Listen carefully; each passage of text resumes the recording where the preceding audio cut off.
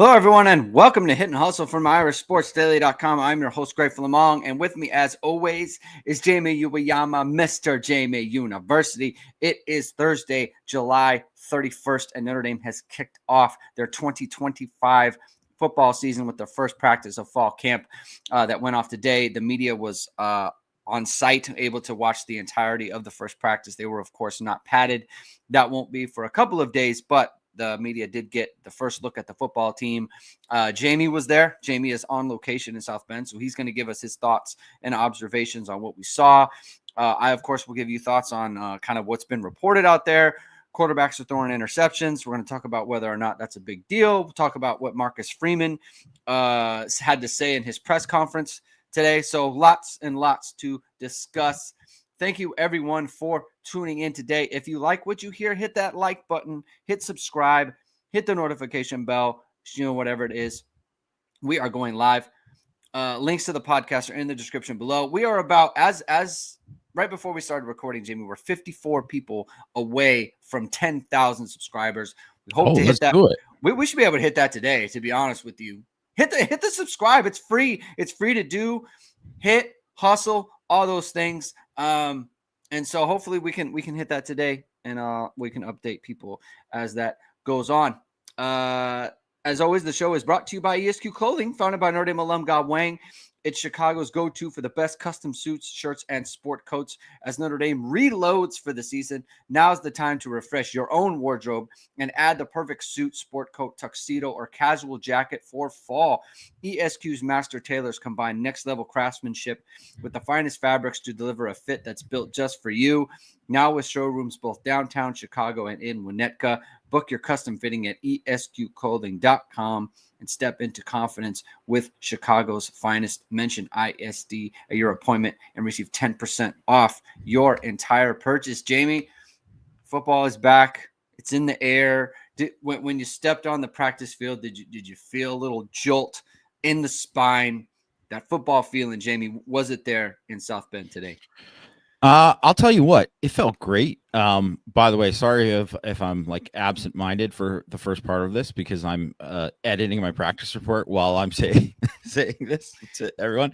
But it was great because it was like not a hot day, which, probably isn't good for the long run for Notre Dame. They want to have some heat here before they get down to Miami. But man, it was like a nice day. Obviously, it wasn't like a dreary day or anything at all. Like, it wasn't raining, but it was like foggy a bit this morning. It felt more like a fall day, like an actual kind of football weather kind of day.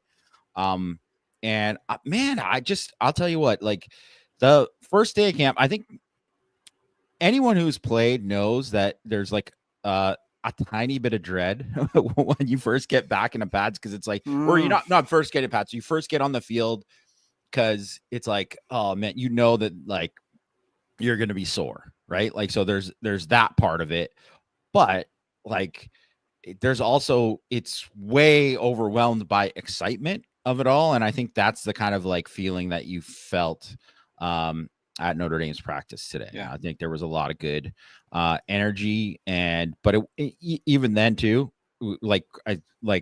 I think last year there was like a little bit too much overreaction. Like there wasn't enough good energy or something. Like it's like, it really means not all that much. It just means that football's back and we're excited about it. Yeah. Speaking of overreaction, Jamie, let's talk about the quarterbacks. Let's just knock it off the top. CJ Carr threw 3 interceptions today. I think Kenny Minchie threw at least one. I do want to talk a little bit about, the context behind these things. Like for me, first of all, I think the fact that they're younger, that you're going to have more interceptions, right? Like it's different when you have like a 4-year, like a multi-year starter like Riley Leonard. If he's out there throwing interceptions, that's a little bit different because he should be more experienced. CJ Carr's throwing interceptions. Kenny Minchie's throwing interceptions. I think for me, like it doesn't really mean anything to me. Just if he continues to throw interceptions, then he just won't be the quarterback, and that just is what it is. And we're not going to be able to see that. I know one of them was I heard was just that Matt reported just like an incredible freak show play by Tay Johnson, and maybe you can go into that a little bit. And then another one was like KK Smith's diving for the ball. The ball hits the ground, it pops up in the air, or he hits the ground, the ball pops up in the air, and Carson Hobbs makes a diving interception. We're not going to put that on the quarterback. At least I'm not. Other people can if they want to. So what else did you see from the quarterbacks? Because like individual plays, like interceptions, like they're either positive or negative grades. And like some of them, it's like, okay, that's a negative grade, right? If there's other things that are going on, I know CJ Carr had a long touchdown pass to Micah Gilbert that Matt put in his practice report, and check that out. That's I mean, I think Irish he was Daily. it was kind of like I think he would have been downed. You know what I mean? I don't think it would have been a real touchdown. Was like, it a long pass? It was a long pass. It was a great pass. It was a dime. Absolute that's dime. what matters to me. I don't care for the yeah. actual touchdown. Yeah. But he's pushing the ball down the field is what I'm trying to say here. So, but let's add some context to the quarterbacks, Jamie. Let's just have a free flowing conversation about the quarterback position right now. I mean, I don't think it was a great day for either of the quarterbacks, but that's not surprising because anyone who's played ball knows that like the first day is usually and mostly like the first week of camp is defense, right? Like the defense is always ahead of the offense, especially when it's like especially when it's this defense. Yeah, when it's like Notre Dame's defense and you have so many guys returning. So that I think is like something that people should keep in mind. And then also too, like you said, like the youth of the quarterbacks. I think that is like a big thing, like where, you know, there's going to be more mistakes and there's going to be more learning along the way than there is for, like you said, veterans. And that's definitely a big thing. But I mean, in saying that, I do think that if you were going to kind of break it down from today, what they did was Minchie got all the reps with the ones, and that's what they did today. That doesn't mean like he's the leader or the starter or whatever. It meant that that's what they did today. You know, that's what they were going to do today, and that's how they treated it. And by the way, Jamie, just to put a point on this, like there has been so much chatter on the offseason about like people expect it to be CJ Carr and CJ Carr is going to be the guy and all that stuff. Like Notre Dame knows that. They hear that. And they're probably wanting to say like, hey, we're going to give Kenny all the ones. Like this is a true competition in their eyes and how they're going to go about it. I don't think that's probably an accident, right? Like he gets all the ones, you know, and they're going to give him a fair shot, as Marcus Freeman has said. So that's kind of how I read that. So please continue. No, it's definitely how I read it as well, right? Like it's a fair competition. They're not, you know, they're not handing anything to anyone. And kind of like what he said in the press conference today too, they are going to give everyone a chance at the same level. So guys will have equal reps with the ones. They'll have equal reps with, you know, the groups that they're working with going against the number one defense, which is something that like for the most part, these guys didn't do in the spring, right? Like they didn't have their full guys there with their on offense, and they weren't going against the full thing of the guys on defense either, right? So that's like something to keep in mind. It's like a different challenge for these guys, and obviously there's going to be more defense, and there's going to be more offense installed, and all that kind of plays into it. But I think it's, you know, it's important in that context. So you're like, okay, Carr's with the twos, but at the same time, like, you know, Carr's with the twos in terms of like he was with the twos offensive line, but like, you know, one of the picks he was throwing was the Great House. Like, so that's not a backup. You know, that's probably your wide receiver one. So, you know, there's that kind of thing that you have to kind of take into account. And also you're going against the twos, you know, Tay Johnson, technically a two right now. Right. So that's something you think about, and I think there's always the context of like this certain situation, whether or not you are trying to push the ball down or you should be.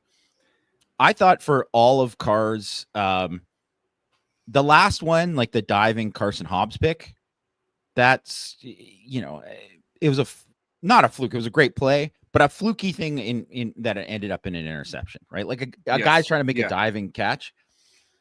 Was it a great throw by Carr? No, it wasn't. So I guess in that way you can put a tiny bit of blame on him. But at the same time, though, like Jamie, you it's an out route. You throw low and away. You don't really expect to have that intercepted as well. Like it could be a better throw, but like he kind of threw it where you're supposed to. Like I think a term in golf is a bad miss or a good miss, right? You miss in the right spot.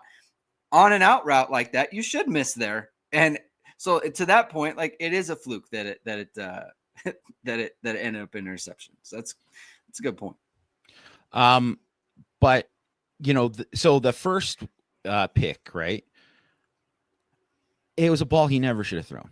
Like the ball was like hanging in the air forever.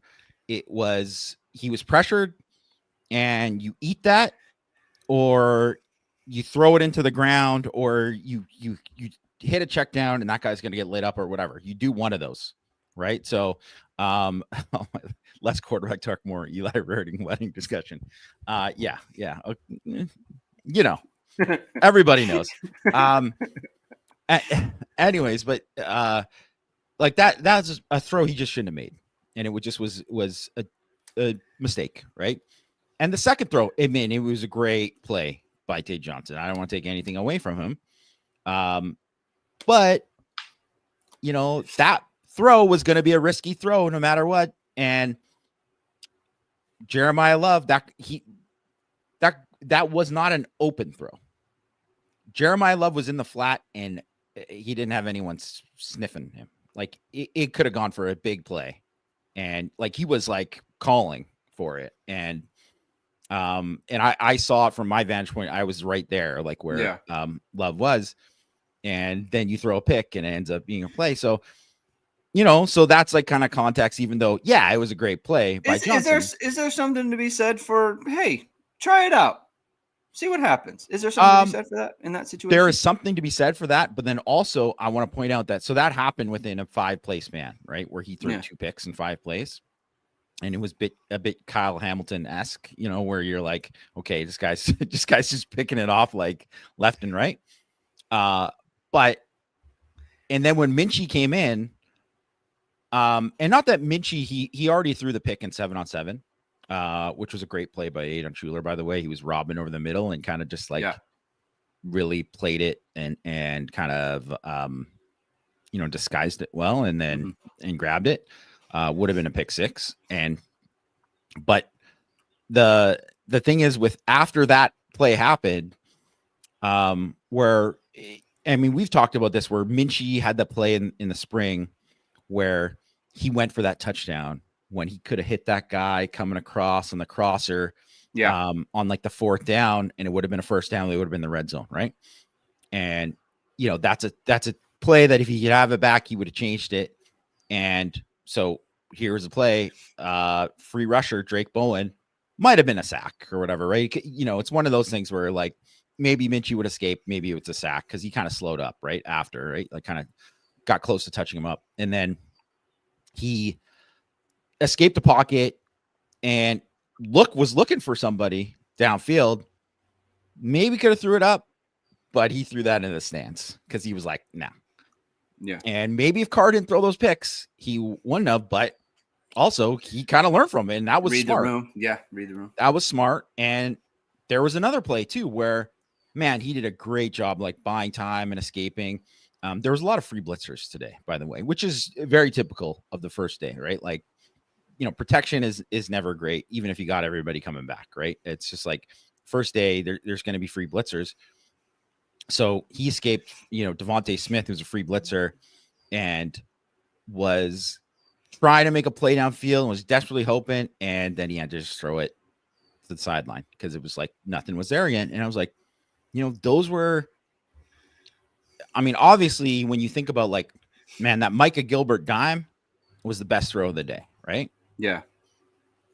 Those decisions to throw it away were probably the best decisions of the day, and so you got to kind of take all of that in, which is why I think it's like, you got to go and take a look at all of these things and take a look at it after. And like, Marcus Freeman said too, you look at the film, you look at all these specific situations and whether or not this guy didn't run the route at the right depth. This guy didn't do this. This guy didn't do that. Yeah. And then you judge it from there. Yeah. It's impossible, right? Like everyone, I think you see the headline, he threw 3 interceptions. Like the reason I do what I do on Twitter is, and you do it as well when we break down plays and we kind of show where things happen is because we can see it and we can give people an informed view of what's actually happening here. We can't do that here because we don't have the tape. And I haven't seen it. You've seen it. So I take your word for it on the first interception. Like you never throw the ball. But it's like we don't know, and we don't know how the coaches are evaluating these things, right? And I think something that we have said consistently throughout the offseason is there's a difference between, spring ball, summer workouts where they're doing 7-on-7 stuff, whatever they might be doing, and fall camp. And there's been a lot of discussion about CJ Carr as the favorite, and we've noted it because it's out there. We're not going to, sugarcoat the fact that has been the chatter, that CJ Carr was kind of in the driver's seat to win the quarterback competition. But we also said that ain't camp, and this is camp, and it needs to continue. Now, I'm going to the fact that the way you're describing it to me, how I take that is CJ Carr is out here to win the job, not to preserve a lead that he may or may not have.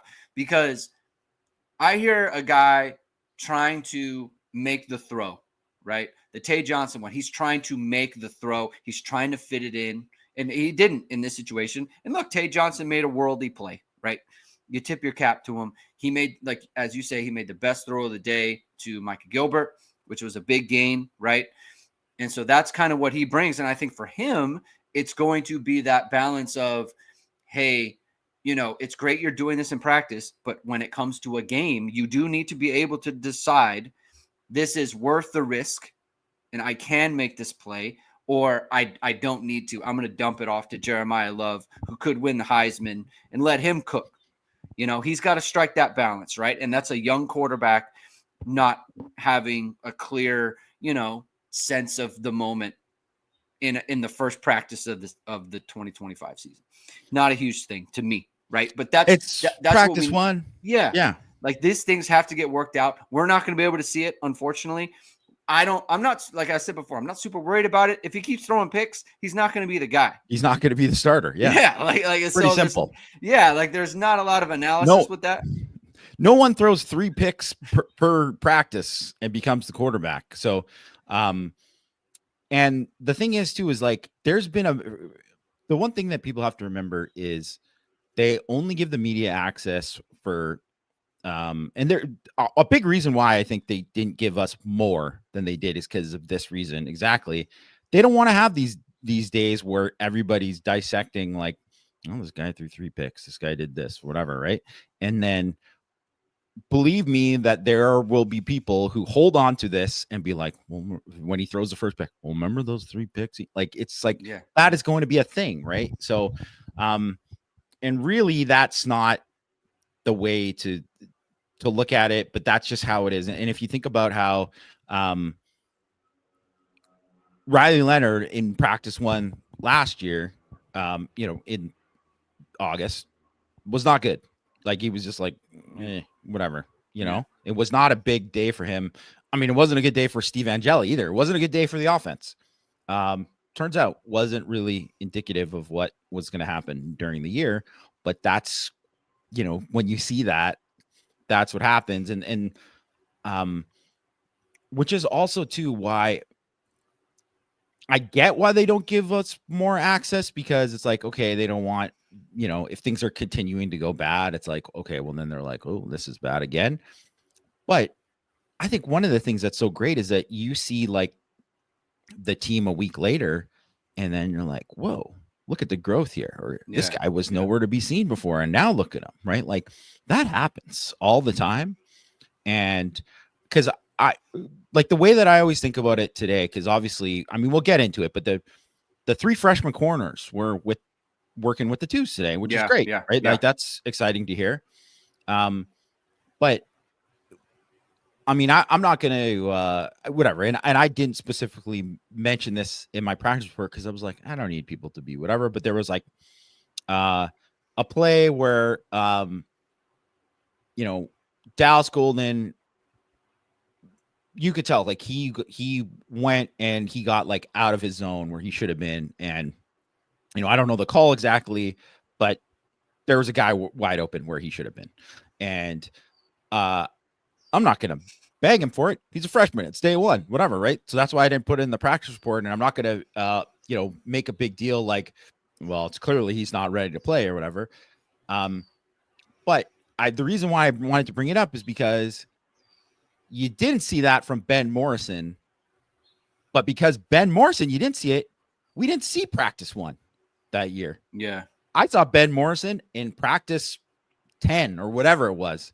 And guess what? By that time, he was like looking like, oh, he's going to be a dude who plays. So there's a difference. Yeah. There's a difference in all of that. And like there's, they split the fields today, right? Where like they did last year and they've done, I think they did last year. I can't remember if they did it the year before, but they've done it where like young guys basically so they're getting all these reps at the same time. They're just maximizing reps, right? Well, a lot of guys don't get into the mix. The only freshman that were with the only freshman on offense was Elijah Burris. The only freshman on defense were those corners.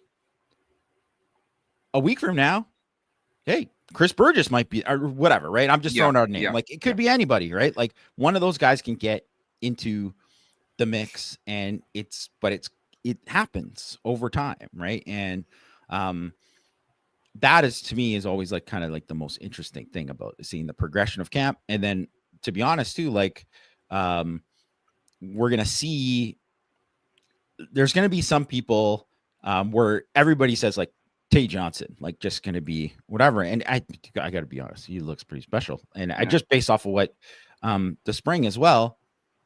But if Luke Talek is a starter, that must mean Luke Talek played pretty darn good in camp. Like that's how people should take it. Yeah. Things change in real time, Yeah. And especially this time of year, it's different than spring. It's just, it's completely different energy. And when things change and like that, and you just kind of have to, you have to hear things at this point. I think you guys will be able to notice things. Will get some periods, right? Things will start to come out a little bit about how things are evolving. And we just gotta be open to that stuff. Lockdown Irish, Tyler, great hats from the fellas today. H&H Fashion, not getting enough credit. Thank you for that, Tyler. You can improve your fashion, esqclothing.com. Check it out. 10% off when you mention ISD on that stuff. So double plug for ESQ today. Tyler Borgman, Greg, what are your thoughts on Kyle Hamilton being the 8th ranked safety in Madden? It's a disgrace. Like it's a total, like no one thinks this is true. He was a first team all pro. That's weird. That's weird. It's just unbelievable. Madden, just behind the times. Many people are talking about how it's outdated. They need competition in the marketplace. Many people are talking about that. But let's speak about Kyle Hamilton a little bit. A Kyle Hamilton-like performance from Tay Johnson today. How about that segue, Jamie? That's first day. That's all pro level right there. That's above Madden. It's above Madden. It's above Madden level segue there. Tay Johnson. Somebody asked me on Twitter between on a scale between 1 and Kyle Hamilton's first fall camp, which he had 3 interceptions from Kyle Hamilton on this first ever time he stepped on Notre Dame football field. I gave it an 8, because I don't know that it's like that true Kyle Hamilton level, but it's up there. And I think the thing for me is there's been multiple, and we've talked about this, there's been multiple, kinds of indicators where Tay Johnson's ready to do something. And I think we saw it today, Jamie. I mean, he showed out. He was the talk of kind of Twitter when the practice reports first came out, like Tay Johnson. You put him in all caps, Jamie. I mean, that's how good you thought he was on your thing. So tell me about Tay Johnson and how good he looked today.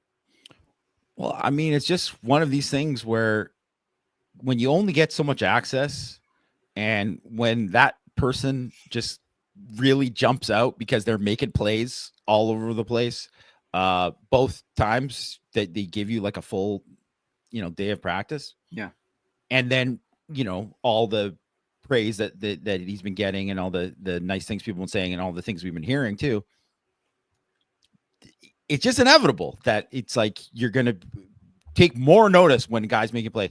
And then also when a guy makes 2 interceptions, like really impressive interceptions in 5 plays, like, yeah, it's going to stand out, right? It's going to stand out. And I think too, because to be honest, I don't think there's a lot of like real like standouts in any kind of first day, because it's like I listed Jeremiah Love as a standout, and he was a standout in a lot of ways. But the reason I did it was because, well, they flexed him out and he was doing a lot at receiver today. Right. Yeah. And he was doing that. He made a really nice catch and was like, they didn't, I wrote about in Six Thoughts how they like only targeted him once past 10 yards last year.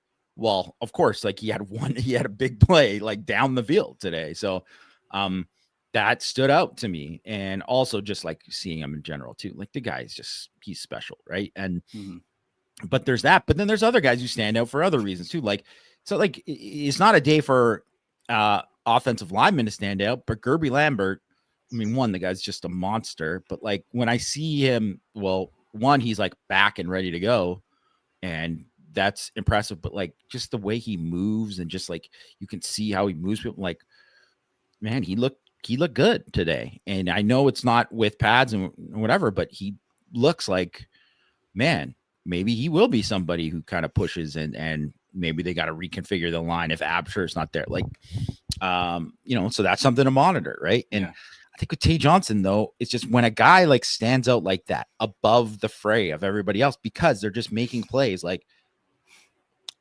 that is just like one of those things where even if they have other stuff to clean up, you just can't deny if someone's just a playmaker and they just do those kind of things. And, I was talking with Matt Freeman after practice, and, we both had pretty high expectations for Tay Johnson this year.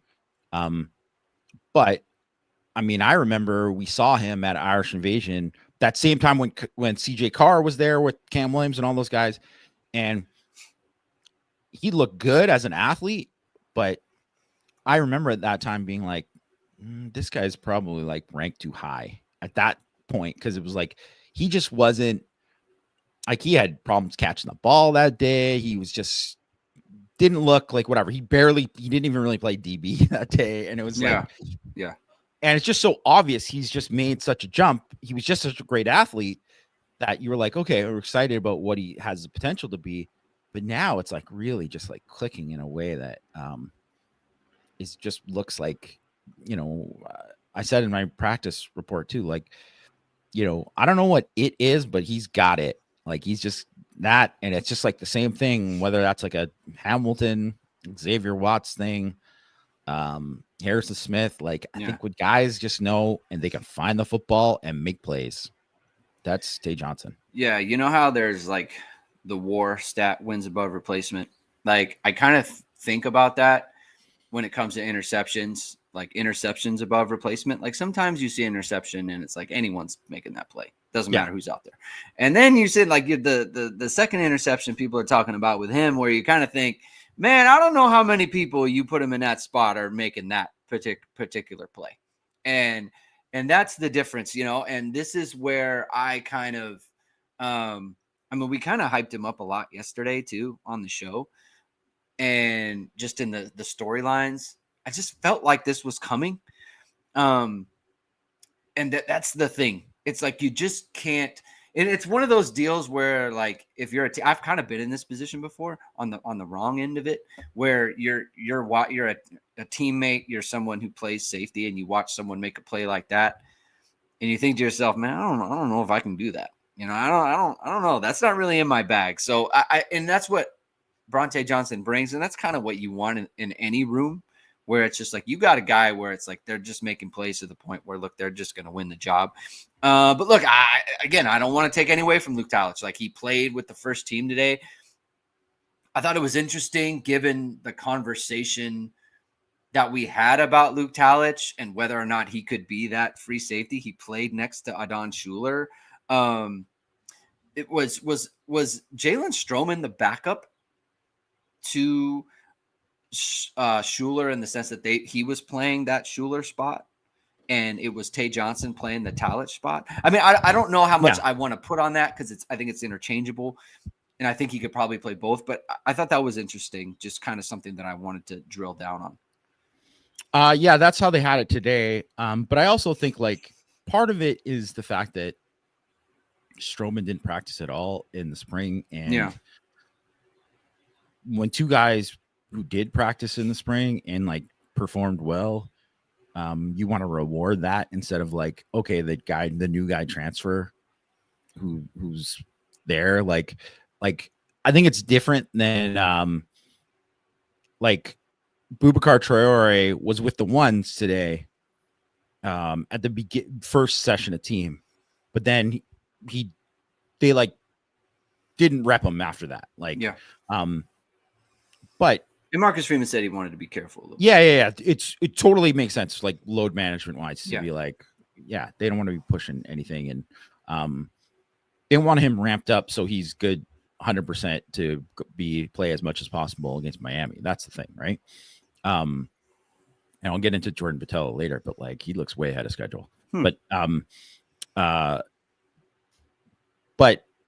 you know, there's a difference there between like, oh, he was like already kind of established and he played last year and was like, you know, a good player last year. Then, you know, it's not like, oh, Tui Halamakas would be just angry about that or whatever because of he's already played, but it would be different if it was like a transfer. You're just kind of sticking in at that spot. And unless a guy's just so much, you know, it's clear, like a Malachi Fields coming in and it's just like, well, he was brought in for this. And I mean, he's a dude. So yeah. That's interesting about Malachi Fields. It's interesting about Jordan Botelho. We can get into that in a second. We'll get into your kind of broad observations throughout what you saw today. A lot of things, you know, there's a lot of social medias going around right now. The Notre Dame accounts posting things. You know what kind of stood out to me, Jamie? Under Armour's shoe game, I feel like is getting better. It does feel like they're getting better. That was something I wanted to. It popped to me. I was like, man, you know, it's like the Shaq. I wasn't familiar with your game. I owe you an apology, kind of thing. Like I was like, they have multiple options, none of which I think are disgusting. So look, listen, there might be something to be said for the fact that Notre Dame is their only kind of client right now, and like if they're just pumping out stuff for Notre Dame, you know, I like that, right? But maybe it's also just like a good social media team that Notre Dame has. Social media goes a long way, Jamie, and what you put out on your social media. And I think everyone knows that. And if you want to put out a bunch of stuff on your social media that'll pop, that'll get people talking, like we're talking about Under Armour shoes, then you can go with VSR Media, founded by Notre Dame football pregame host and Emmy Award-winning anchor Vahid Sadrazadeh. VSR Media provides professional and cinematic video and photo. Whether you're looking for a collegiate or pro-level highlight reel, have a personal story to tell, or are aiming to diversify and grow your business, VSR Media specializes in short and long-form video storytelling, social media management, and website design. VSR Media also captures professional headshots, senior, and sports photos. Contact them at vsrmediacompany.com. Mention Irish Sports Daily to receive 20% off your first project. Visit them online or give them a call at 574-800-9106. Jamie, let's get to your just your overall impressions of things you saw. We can kind of go a mishmash of what you thought. What stood out to you? You mentioned Gerby Lambert in there. You mentioned Josh Burnham in there. You mentioned Jeremiah Love. Let's just kind of do a quick hitters of what kind of stood out to you. I'll play some video as well that Matt Freeman took. Okay. I would say definitely on the defensive line wise, really like Boubacar. I mean, if you see him, he's not wearing a brace. So I think that's a good thing. Like the way that he was moving and just like the fluidity was like the exact kind of same thing that I saw from him before. And I think that's like obviously extremely positive, right? Like that's an extremely positive thing. The fact that Okay, so Jordan Botelho, like I think everyone was like, "Whoa, he's wearing a helmet," and oh, he's doing some of the individual. Yeah. They held him out with something. Remember, he's coming off a major knee injury as well. Yeah. In addition to the, So they might the have been technical, holding him back kind of anyway, kind of similar to Boubacar. yeah. But as I bring up the thing with the the pec injury, he was like punching the crap out of the sled. Like it was. And Matt mentioned he was like locking out too, which is Yes, very interesting. It was not something that like, yes, he would do like one rep and then be like, okay, that's enough. Like there was somebody monitoring him because I think he wanted to do more, right? But he was twitchy. He's 260 pounds, which I was like, I don't know, because I meant, he was lighter last year, and then he was like about 260 the year before, and it was just, I think, frankly, too big, but I think he was more blown up then, and now he looks like the exact same kind of guy that he was at like 250. He just looks a little bit more jacked, and yeah, so I mean, I don't know when he's going to be ready. But it sure does seem like it will be way faster than, I think people were saying like maybe the USC game or whatever it was, like late in the season. Like it might be before then. Yeah. Like I'm not going to say he's going to be ready at the beginning of the season or anything like that, but like just the fact that he's even out there and like doing that kind of stuff now seems like a really good sign. So that I think it was like a pretty big, development. Josh Burnham looks like $1 million. Holy, he is just jacked, just absolutely 260. He was listed at 260, and I was like, okay, 260 pounds. I remember, he when he first reported at Notre Dame, he was 217.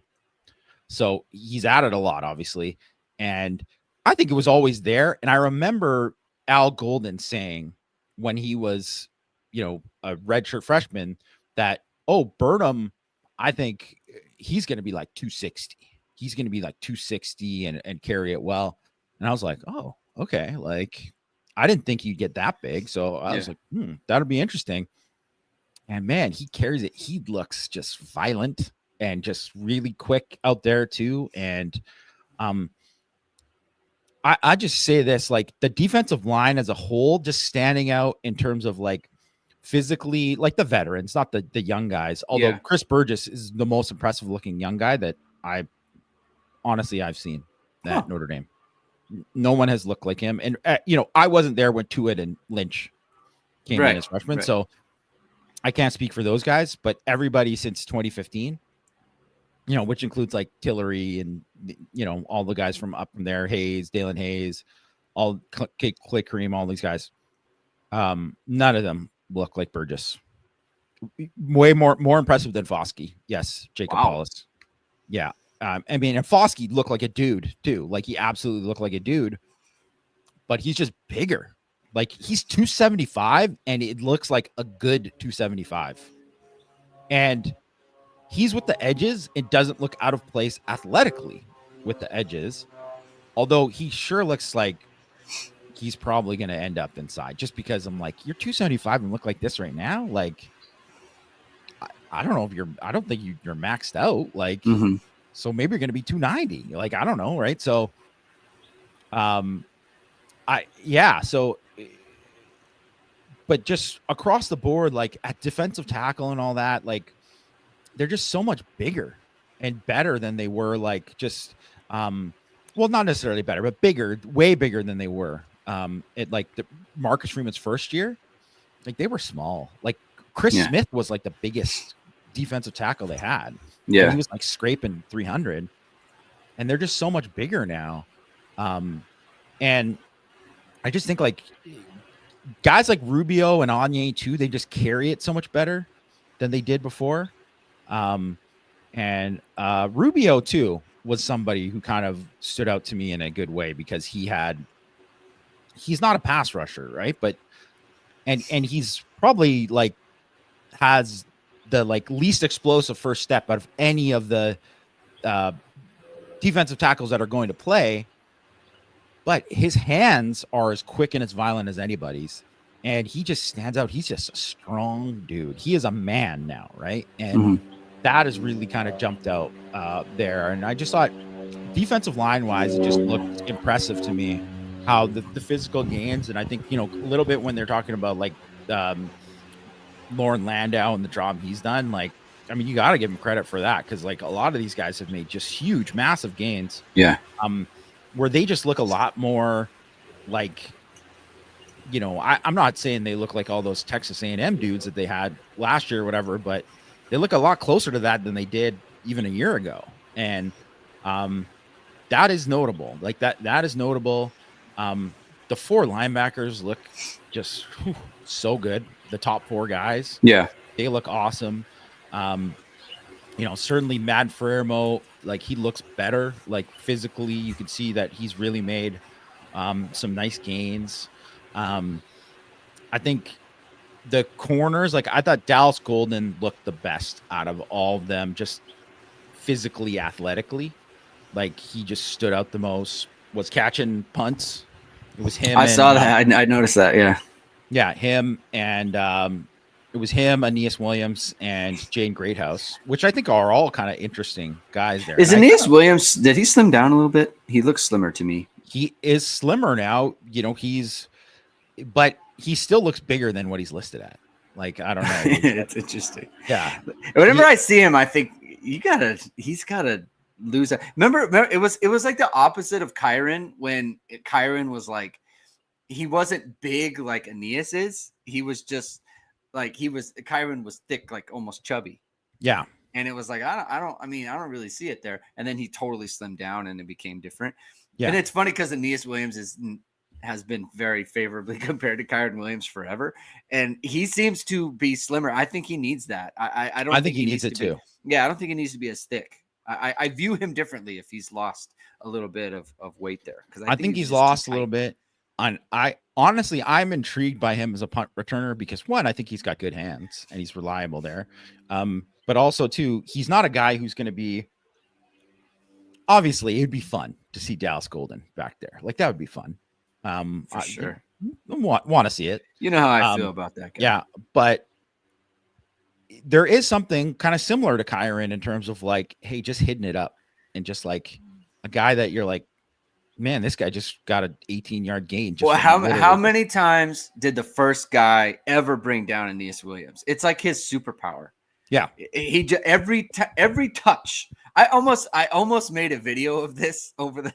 I didn't have time, but I almost made just a cut up of every touch of Aeneas Williams, and just to show like how often the first guy did not bring him down. Yeah, he just, and like that's just a great quality for a punt returner.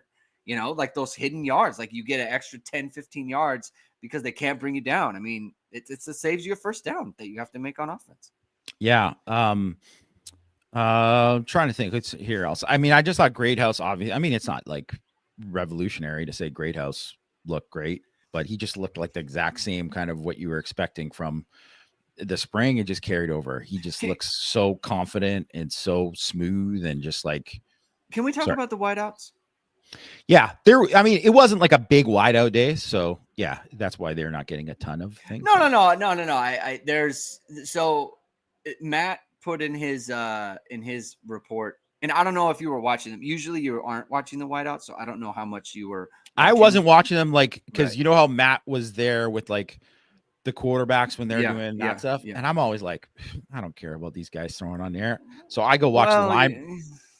I mean, I go watch the linemen during that time because that's when I get to see the physical gains and also just like the technical stuff for them during Indy, right? That's what I'm talking about. Like, I don't obviously I'm watching the other guys during that stuff, but yeah, so I didn't see them as much as Matt would have. Yeah, go ahead. Well, Matt put in his report that they were putting the ball on the ground quite a bit in the in kind of like one-on-ones, like the Indy stuff. And I think there's been some disagreement about how good they looked or how good they didn't look. I'm just kind of curious, like what your impressions were of the wideouts throughout the day. I mean, there was no like drops during team, so I can't speak on that other stuff. Like I obviously watch like that the film you just put up of that Matt had. Like there was the one where it's like, oh, Faison didn't catch one. I mean, it was a bad throw. Like it was like I don't know. Like it was like he either dive flat out to try to get it or else he's not going to get it. So I don't know if that wouldn't be something that I would whatever. But like you don't want to see people put it on the ground at all. And I don't think like there is the thing with because Faison had the drops last year. Mm-hmm. Pauling had the drops last year, Wisconsin. You got to monitor it until you see a level of consistency from those guys during the season. That's something you're going to watch. And I can't speak for, we just don't know enough about some of the young guys, but everything I see from like, Fields obviously has like a long track record of like being very consistent catching the ball. He's a very, very big guy. Jane Greathouse, I would say his hands are as good as just about anyone who's been at Notre Dame for the last decade. Like he's got great hands. And I do think Micah Gilbert, everything I've seen from Micah Gilbert outside of him dropping that one in when he finally got onto the field, like that was actually the only time I seen him drop one. Like he's been pretty good. So I don't know. Like I'll TBD for me. I didn't see enough for it to be like a big time concerning thing for me. But we'll monitor. We'll monitor.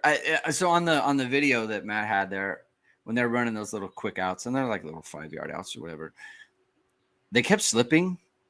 And I was looking on the field. I was like, it seems like they're at kind of like a weird spot on the field where it just was a little wet this morning. It rained a little bit in the morning. Like it just I'm being very like kind of neurotic about this, but like just the way that the way the grass looked and the way the ground looked, I'm like, that looks weird. Like it doesn't look so stable to me. And they kept slipping, and it's like, why are they stop slipping, please? Like stop doing that. Like it's a quick 5-yard out. Like get your footwork in order. And then they are putting the ball on the ground, which is like that kind of bothers me too. I mean, it's one drill, right? I don't want to make a huge deal of it. Like you said, if you were watching them in team and you didn't notice it, then it's probably nothing. The other thing, Faison made a great catch, by the way, in team. It was out of bounds. Yeah. I wanted to make sure we brought this up because we had talked about Christian Gray. They went after him on a deep ball to Faison. Great coverage. And like really, and this was, I thought, technically was the best part of it because he really, first of all, he's always got that upper hand and he's always grabbing that shoulder. Yeah. Hate it, right? This one, he was like hip and he was pushing, he was guiding him out. Yeah. And there was no window. There was no window for that ball to be caught in bounds. Yeah. And Minchie had to kind of put it out. And it was the only way that Faison was going to catch it was he was going to be like way out of bounds. Mm-hmm. And he did catch it. It was a great catch. But it wasn't like Gray didn't get beat. He won the rep probably 5 yards down the field because he was on Faison's hip and just guiding him. And it was a really great rep. And I was like, man, this is a Greg Flammang special. Like you would have enjoyed it. It was a really, really good rep and the exact same kind of thing. I want to point out too that Christian Gray, didn't really mention him much in my practice report, but like physically he looks better. Like I always thought he's just a bit too skinny. Wanted to see him fill out a little bit, get a little bit stronger. And to me, he looks like I had to kind of almost double take to make sure it was still him a couple times because he's really like kind of filled out in a good way. Yeah. And I think he needed that. I mean, we kind of pointed out like he might've broke down a little bit last year. Yeah. And that's across the board. Jeremiah Love, let's talk about, I don't want to yada yada the stuff that he was doing at wide receiver because I think, is it going to be like I think we've been waiting ever since the Theo Riddick 2012 season where they used him about as well as like a full-time running back in the slot.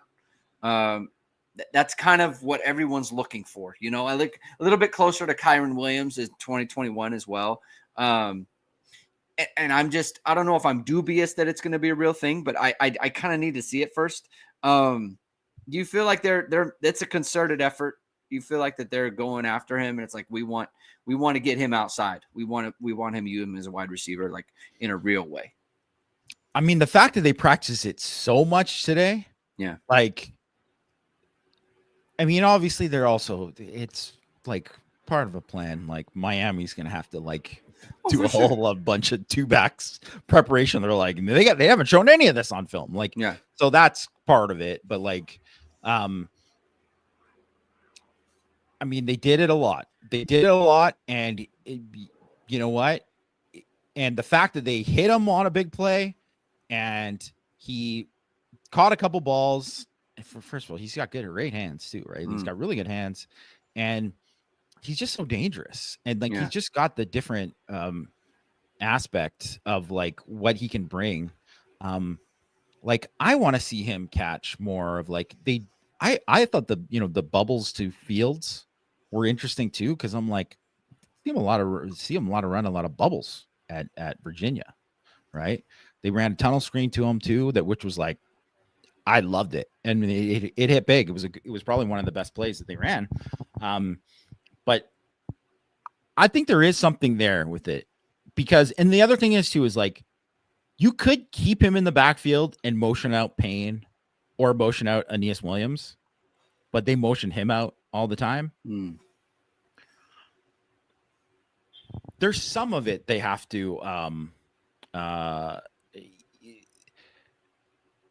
they can't be just showing it just to show it, right. There's practice time is too valuable. Right. They're doing it for a reason, right? They're doing it for a reason. So, yeah. I thought the field stuff on the screens was interesting as well. I like him so much more on tunnel than I do bubble, because he can just hit it and yeah, like you get on the run and you're just upfield, right? And I never understood why they did bubble with Great House, where it's it takes him too long to get going. You want it to be like Faison or something, or Will Pauling on this team. Great House, great at tunnel too. Yeah, that's I feel like the tunnel guys. Yeah, I feel like that's the tunnel. That makes a lot more sense to me. So that's it's interesting. We'll monitor, or at least we'll try to get some tidbits on how they're using Jeremiah Love and things of that nature. How does Cam Williams look from an explosiveness standpoint? I'm asking this for a specific reason.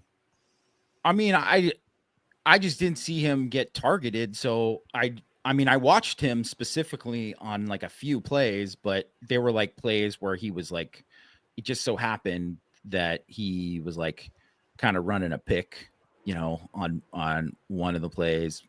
Actually did a pretty good job of running off the corner on one of them, which is always good to see. But I mean, I just didn't see him get thrown the ball, so it's I couldn't really tell because I didn't get to see him running, and then I only got to see very little of the actual receivers when they were doing stuff on air, kind of thing. And I was kind of looking more for the freshmen during that time, because I just wanted to see Scrap Richardson and Burris and Bettis. I would say Bettis Jr. too. He looks just different in a good way. He's really had some nice physical development. Mm-hmm. Looks a little bit more explosive, and I think that's a good thing. But yeah, so I didn't see enough to say, whether or not it was not a thing. I don't know. I will say that, he's listed at 200, and Gilbert just, even though they're both kind of 6'2", they're around the same, but Gilbert just looks bigger than him, quite a bit. From a height standpoint? Just overall, just height, side, levers, just just looks like a bigger dude than him. So someone brought up like right before the show started, they were kind of talking about him and just like he looked bigger for him, not necessarily for compared to anybody else, just that he looked like he put on size. And I was like, yeah, I kind of see that. And I was like, with Williams, yeah, I thought. I mean, he definitely looked the same to me that he did in the spring. Like okay. I don't think he looks like. I mean, he looked bigger in the spring, so that's a thing. Maybe that's the kind of the comparison. To me, whether he does or doesn't, I don't know about that. I was thinking to myself, like I've seen Micah Gilbert look good, right? I've seen him look explosive. I mean, in this practice, he hit a 65-yarder, right? Like at some point, I want to see Cam Williams like look like a smoke show because that's kind of the appeal there, right? And yeah, whether that's or why he not, was ranked where he was ranked, right? And so, if it's not happening, then what is he really like? What does he then bring to the table if he's not going to be that guy? And I look, I'm not trying to say you didn't see it today, therefore it's never happening or whatever. I just don't remember ever seeing a clip where it's like, man, actually, no, I take that back. There was some stuff, I think last camp where he was getting behind the defense. So I want to be fair. I've seen some of that from him at Notre Dame. Yeah. So I mean, I want to be fair to the conversation. So to him as well. I don't want to put this on him, but I will say I want to hear about it. I want to see it, like, because that needs to be his thing. If he's not doing that, then what are you? And I'm asking another question too. Did he work on the boundary or the field today? Both. Okay. All right. That I noticed that he was worked at both. They, by the way, they worked in receivers. They were rotating those guys with like ones and twos, which I like. I like that. Like, get all those guys opportunities and get them to go against, because guess what? You don't know if what these guys can do unless they're doing it against the starters. You want to see that, especially when it's like, okay, yeah, I understand those freshman corners are talented. You should beat those freshman corners. Those are the guys you should beat. Beat Moore and Gray. Beat those guys. Beat Devontae Smith. Beat the, like, do that. That's what you want to see, because it's like, you're not going to get a full read of how good these guys can do unless you can see that they can be at that level.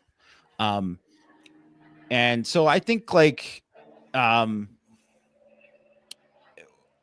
don't know. Like, I mean, there wasn't anything today that I would say like, oh, Williams, like, man, he just didn't have it, or he did have it today. Like, it just wasn't. But I was like, I mean, if they didn't throw Fields those screens, then he would have had nothing.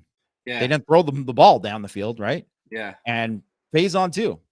They threw it over the middle like way more today, and checked it down a lot too, which, by the way, was the right call most of the time. Like, so I don't know. It's tough to judge. It's tough to judge. If Gilbert didn't have the play at the end, who, by the way, like, that was against one of the freshmen. I couldn't tell who it was at the time. I figured it was, because it wasn't a big deal. No, it was not against Leonard Moore. No one made it a big deal. Yeah. Yeah. Leonard Moore just, dude. Yeah, dude. Man. Yeah. He looks just amazing. Like, he just looks like a guy, woo, and this is kind of like kind of an overall takeaway too. I think sometimes, because the Notre Dame roster has progressively grown over time, it's like you don't, like, I was looking at the team photo, and I was just thinking, man, it seems like they got a lot of dudes in this photo. And I think from like 2025, from like 2022, I feel like there's just a vast difference in the number of dudes that are It's on the team. incredible. I just feel like because it's happened gradually. It's kind of like the frog in the boiling water. It's like we don't really the drastic nature for which Marcus Freeman has improved the entire roster has been kind of lost. I mean, we talk about it, but it doesn't pop to you. And I think like it just, when I was looking at the team photo, I was like, man, they got a lot of guys. Like they just have a lot of dudes. And it just, that more than anything bodes well for Notre Dame going forward. Well, I just want to point out too, like, so Preston Zinner, so if anyone didn't see today, he's moved to defensive line, right? So he's a defensive end now, which is not shocking. I mean, I thought he was going to end up there originally when he signed with Notre Dame. But, you know, he's 240 pounds. I mean, he's an impressive looking guy. It's like, you know, but you put him next to some of the other guys and it's not even close. I mean, but is he not like Greer Martini on another, you know, on previous iterations of Notre that's Dame's what I was just going to say. Like, even if he was like playing edge, he would play big role, maybe start on a lot of teams.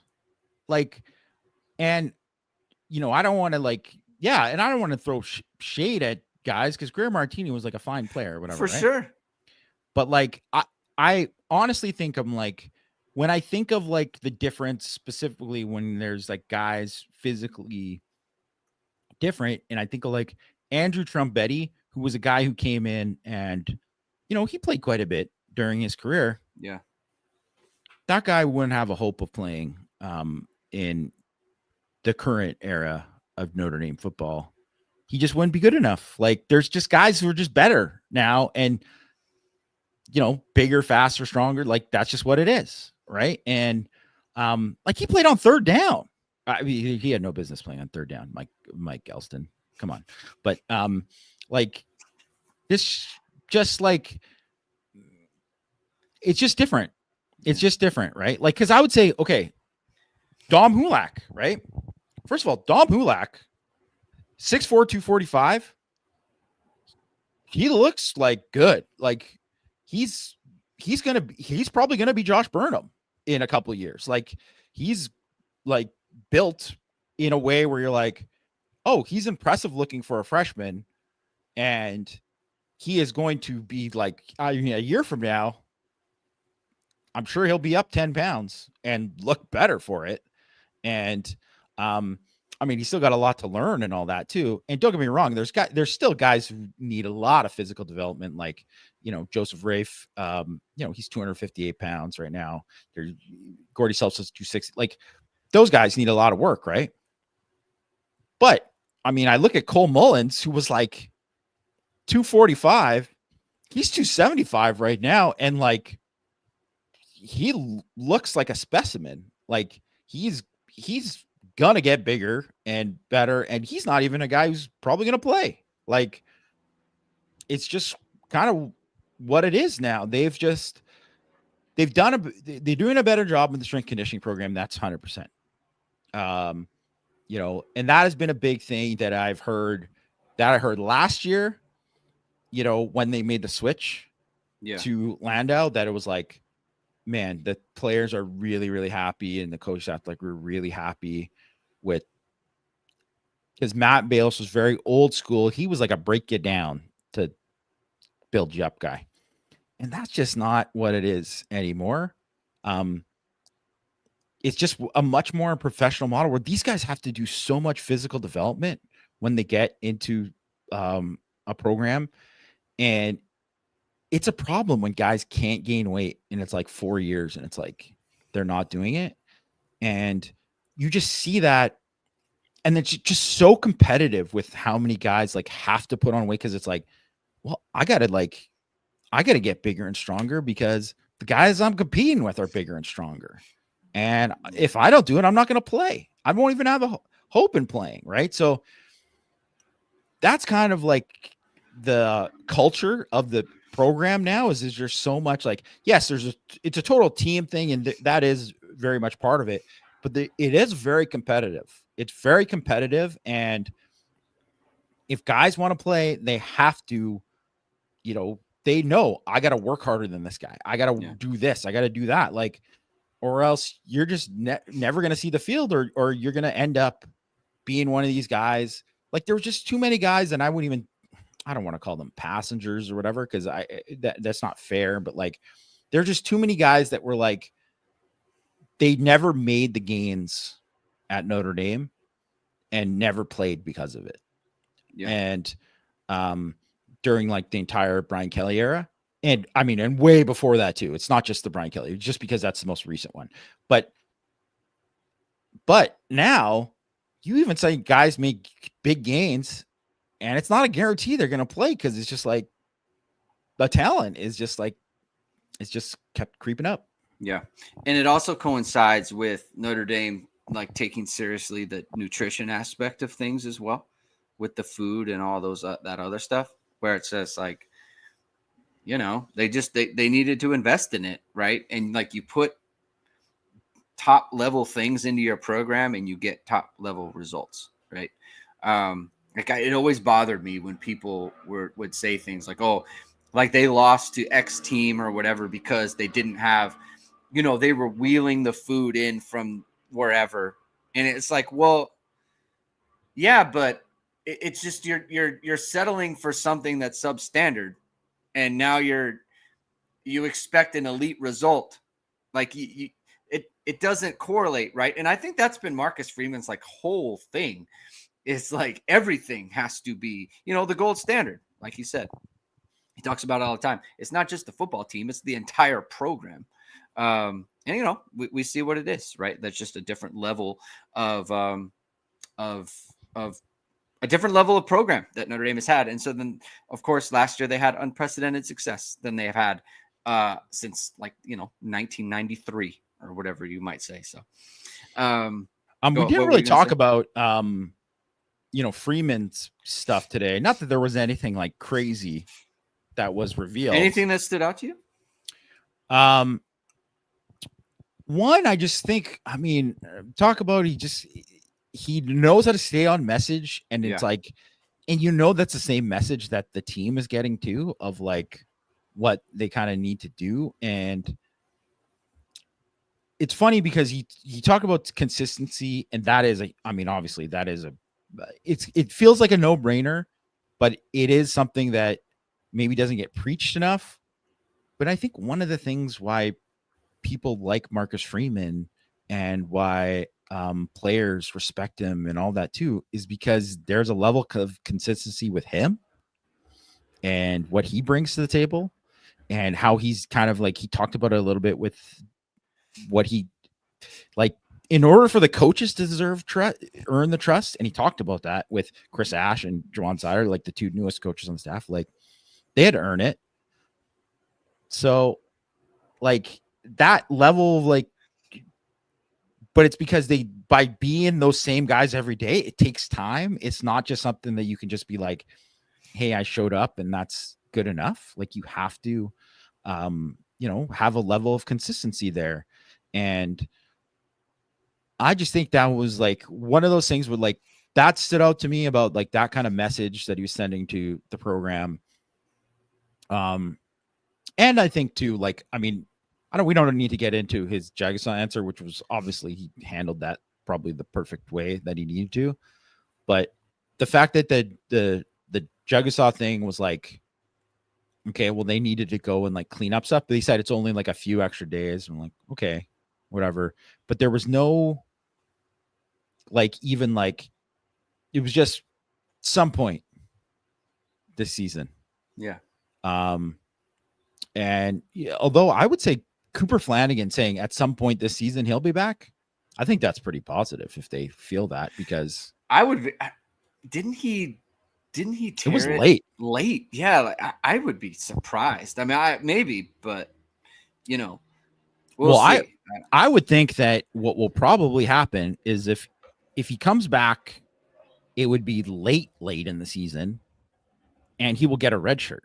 Like he'll have a 4-game red shirt, and then he can play in the playoff if he's whatever, right? If they keep going to the playoff, like, but just that, like, which is obviously probably ideal for him and also for the program too, because I think he's a guy who, regardless of where, like, I don't think he's going to be, he would have been 4 and done, right? Because he played in his first year.